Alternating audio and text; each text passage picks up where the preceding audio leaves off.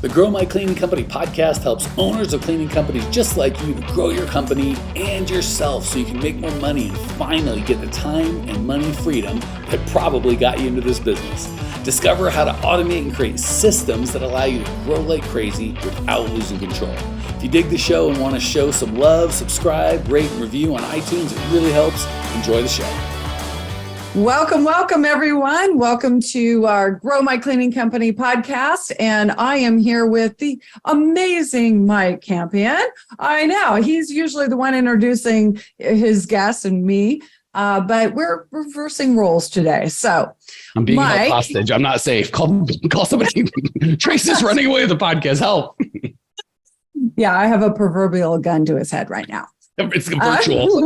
Virtual. There's a man right off screen that Tracy sent. I actually have Natalie off screen with her. Oh, geez, that woman's far more terrifying than any man for my world.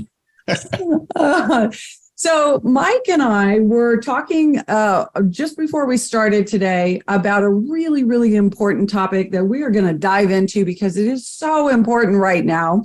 And that is about what we do, what we make strife or difficulties or crisis, what we make it mean to us. And so oftentimes this is a moment when we pull back and we tend to create a not helpful meaning around things that are difficult or difficulty in our business or life or whatever comes up. So let's dive in.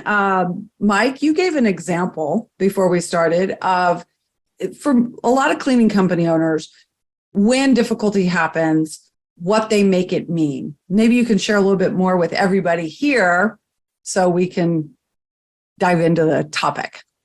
For sure. So today I want to focus on kind of how we deal with struggles in our business. But what Tracy said is such a global thing. I just want to hit it real quick and then we'll bring it down to struggles. Yes. What we make things mean is everything. Like dumb example I like to use that people, you go, wow, you ain't kidding. And this is on the good side. The rest of the time, it's all going to be death and despair and terrible stuff. But this will be the one positive part is most of us in cleaning nations, we want multi-million-dollar businesses that kind of run on their own and make hundreds of thousands of dollars in profit, which is fine. And that's all reasonable goals. But I think we overlook, I don't know what the average, probably depends if you're living in Chicago or San Francisco or Boise or, what part of the country or, some province in Canada.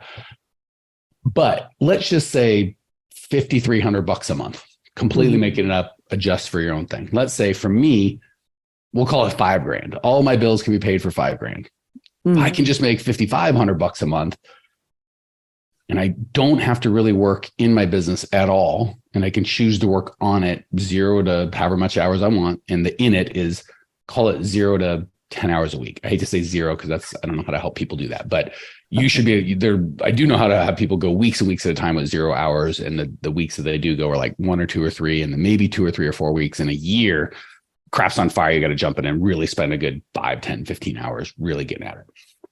Once you can make with that kind of work schedule, virtually nothing to do in it, just on it, whatever your bills are, plus a couple $100, kids braces, car goes wrong, but whatever, you're retired, right? Like even when we look at this, I want to build $1 million business, make $200,000 a year, $300,000 a year. And that's great. There's not a blessed thing wrong with that. But what we make things mean, we could go, I grew double of this thing, but I'm not making any money, but I'm not working anymore. And we could make that mean I'm a failure. Or we could look and go, holy crap, even maybe God willing, you're like, I only have $3,200 a month I need, or whatever it can be.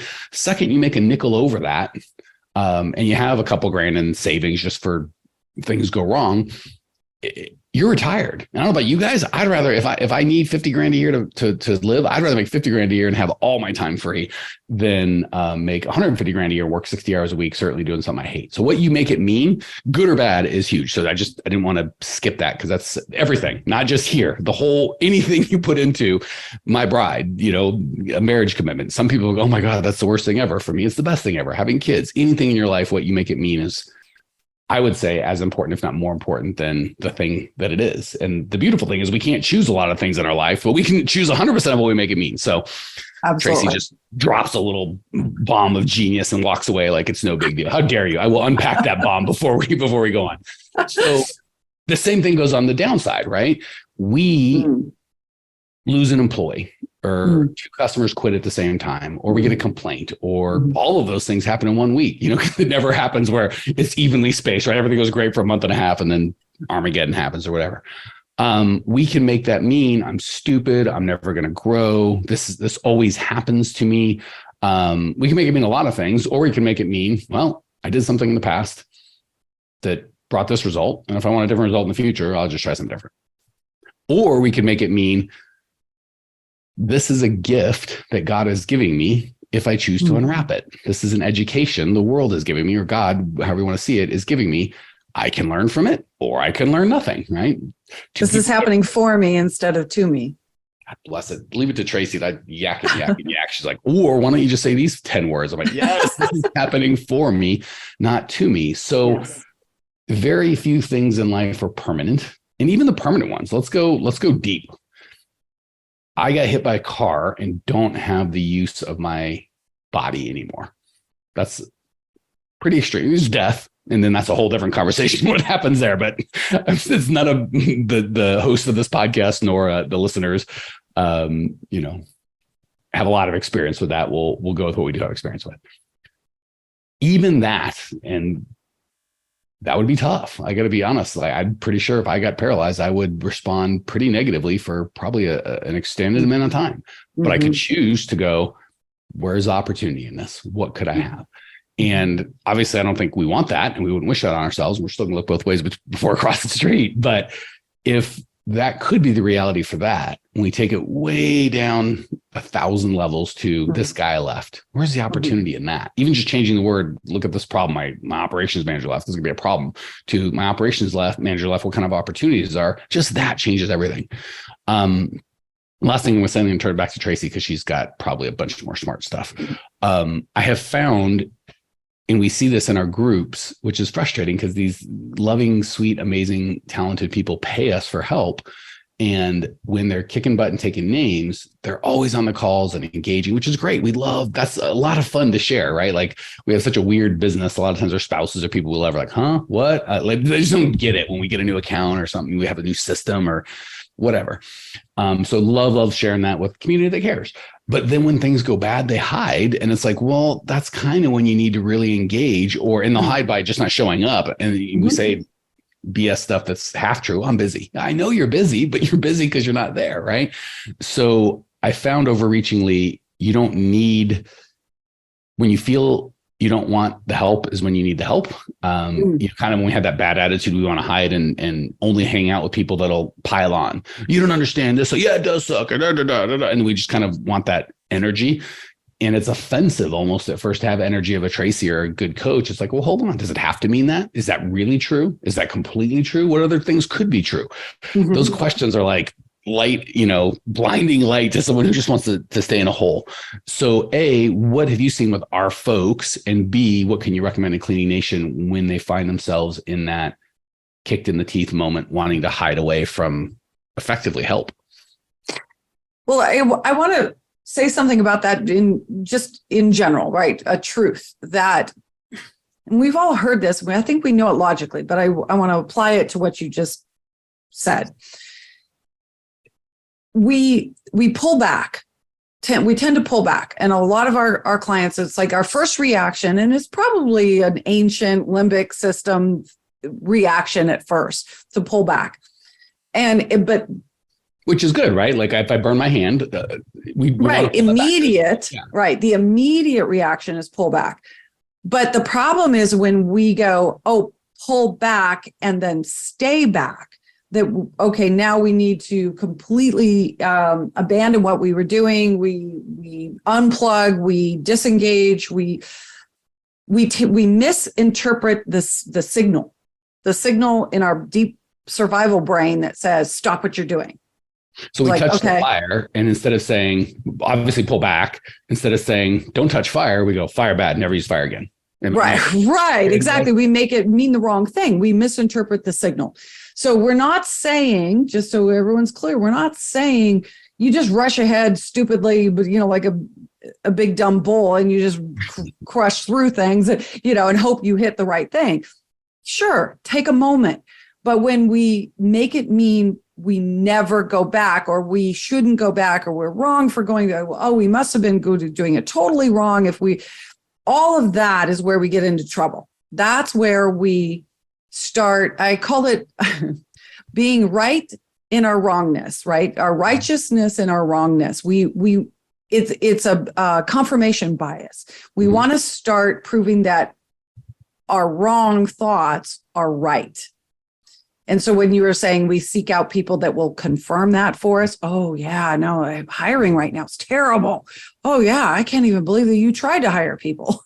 So it's almost like if I'm trying to lose weight and I go off my diet, when I'm on my diet, it's easy to be around people. I feel good. I look good. It's easy around anybody because I'm like, look how good I look with my shirt off, right? Or in a bathing suit, or whatever your goal is. But when I start eating like crap, I know I probably need to be around the other people who are eating well and can encourage me. But I want to be around people that go, yeah, that diet was too hard. I could have never done it. Only a crazy person would do that. And just like you said, we want that confirmation bias. So how do we, and I think just like we started with, it's what we make it mean, right? We want to make it. Yeah. So what are we making it mean in that moment? And what could we make it mean that would be more powerful, do you think? So it really, and the best time to decide what something is going to mean when it's chaotic is when it's not chaotic, by the way. Because once you're in it, it's much harder. It's much harder when you're in an echo chamber and you've got this confirmation bias thing going on, and you've got people around you going, yeah, you should definitely not do that, or whatever it is. The easiest time to do it is right now, before the crisis, before you get into a place where, your old patterns rear their ugly head. So make a decision. The next time, and the next time it happens, the next time I find myself in a situation where 3 people quit all at once, or the next time, think of some scenarios that are real in your business. Or what am I going to make that mean now, right? Decide now what you're going to make that mean in a positive, most empowered way, when you don't have to feel panic. You're okay. 3 people haven't quit yet, right? So I think the hardest time, Mike, and for everybody, is when you're already in the middle of crisis. Trying to shift the energy is much, much harder. I'm not saying it's not possible, but do yourself a favor and make this decision ahead. Real quick, Cleaning Nation, if you can think about how you found out about this podcast, maybe a tweet, a Facebook message, iTunes search, some sort of Instagram post, the only way we grow is word of mouth. We don't do paid ads. We don't run ads. You are it. The only ask I have is if you're getting value, share the love. However you found out about this, if it was a review or post, whatever it is, do that. Pay it forward so the next cleaning company owner can change their life as well. Back to the show. Well, it gets harder, and then unfortunately it gets easier, not in a good way. So here's what happens. Right. I kind of jump out of my thing. And like Tracy said, I make it mean weird stuff that it isn't necessarily the truth. And I keep doing it and I get more results, which is it's everything that's easy now is oftentimes, giving up. We all know if I give up something, if I sacrifice today, I can be better tomorrow. If I don't eat this crappy food today, I can have a better thing tomorrow. If I don't be in this toxic relationship now, I can be a healthy one tomorrow. But we kind of always have to give up something now to get that other thing. So what happens is it's a bell curve. Starts off when you first make that mistake, like Tracy was talking about, it's pretty easy to auto correct, but it's a bell curve going down, not up. Once we start going into the abyss, it gets harder and harder until crap gets really bad and the pain is so bad. And then I'm like, so you hit rock bottom. Right. And then we're like, okay, now we'll do it. And then it's easier to make a decision because there's nothing else but like, I have to do this or I'm going to die, or I can't. But then your options are typically, I almost like to look at it as drugs, and I haven't used drugs, but I've seen enough to know. I think most people aren't like, hey, I want to addict myself to this thing that kills a lot of folks. They're like, I'm in pain now. And as opposed to figuring out what the pain is, I can take these drugs.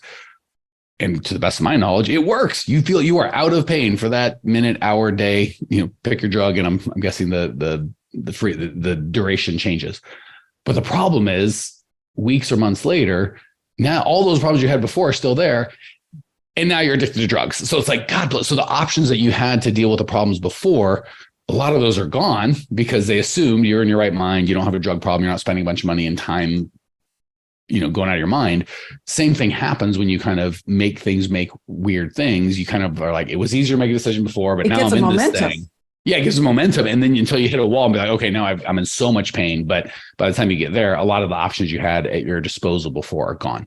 So last thing I want to say, because I don't want to come off on, because I'm such a pragmatist and I like playing both ends, because I know what young Mike would have been screaming at this podcast, and I want to respond to him. And I do have one more suggestion too. Please go ahead. Yeah. So choosing ahead before you get to that place is always most useful. The second thing that I wanted to reinforce is, similarly, when we get the confirmation bias from people that are reinforcing the negative thing, the thing that's not helpful to us, we want to get ahead of that by reinforcing and surrounding ourselves, connecting ourselves with people that will elevate us, that will not allow us to call us on our bullshit, frankly. Sorry. So, call us on it and say, because I believe in you, because you're better than that. I'm not going to let you go spiral down into that death spiral. I'm not going to let you. So when you align yourself with the right people, with the right community, with the right mentors, that will help you not go to that dark space, not go hit rock bottom. And, hopefully keep you buffered from that tendency to go back to people who commiserate with your misery. That's why they call it commiserate, right? I'm going to pull a Tracy and sum it up and be like, oh, dang it, that's what I was trying to say. And I'm going to steal someone else's words, and it's to the Bible, but it's the same thing with people. Right. I want to give credit, but they said either this book is going to keep you from sin, or sin is going to keep you from this book. The same thing goes with other people. Either my crappy attitude is going to keep me from Tracy, because I love Tracy and I think she loves me. But if grouchy Mike, who always craps on everything, is always coming to Tracy looking for, and I'm doing the big air quotes, help, Tracy's like, I can't be around this dude, right? So either my bad attitude is going to keep me from Tracy, or Tracy's going to keep me from my bad attitude. And you can replace Tracy with anyone that's got a positive energy that's really trying to serve you, even if it doesn't feel good. It feels good to go, yeah, no one can do that, and it's crazy, and business is hard, and everyone fails, and you should just give up. That feels fantastic. But if I really want to succeed, that's going to keep me from those people. And if I want to roll around my own filth of unbelief and this is going to suck, that's going to keep me from the people that I really need. And I think that's especially important when, circle it back to when people are in our program, for example, and they hit a skid, they hit a problem, something happens, and their first tendency is to pull back. And then the second old pattern tendency starts to take hold. We as a community try very actively to help them re-engage, get back into, like, that's why it's so important. A, decide ahead what things are going to mean positively, most empowered version. And then second, commit to yourself that when you're around positive people that are there to help you, that you allow it, that you put yourself, that you go, I don't even know why I'm here today, but I'm here because I am in a bad place. I've just had a cruddy day. I don't feel like I'm succeeding, whatever the case may be. But if you show up and you commit to not allowing the pattern to get a hold of you again, then you're way more likely. You're 90 percentile above most people that are doomed to repeat their own patterns. So I just want to say those are the two winning formulas.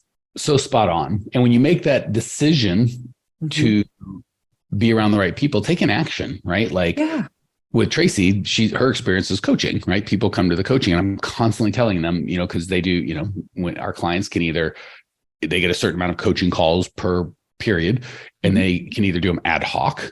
I'll just call her when I need her. Bad idea, right? That's like saying, I'll just get a gun when I need it. Like, no, you should probably have the gun. If you're going to need a gun, you probably should just have it.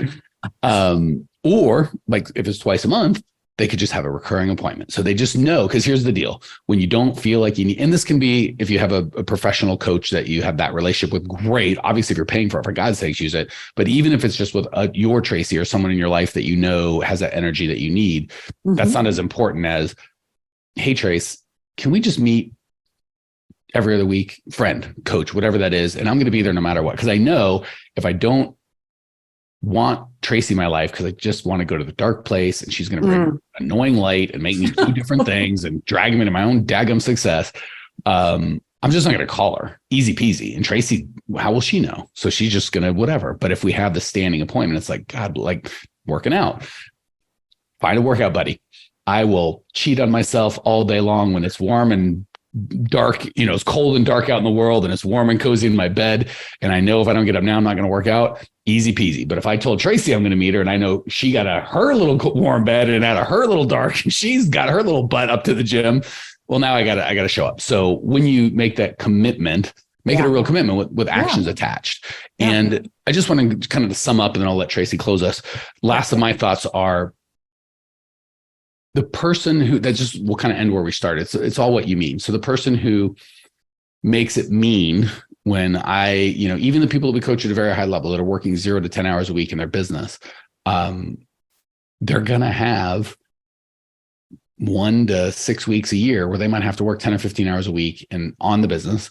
And that stinks, right? It's cleaning up messes and putting out fires. They could make that mean this isn't working. I hate these people like, passive income. There's no such thing as passive income. There's always, you gotta, even with real estate or stock, like you gotta pay some sort of attention and do something. There's always something, right? So if I had to work 10 hours this week, even though I haven't worked more than 10 hours in the last 6 weeks combined, if we make that mean I'm failing, there you go.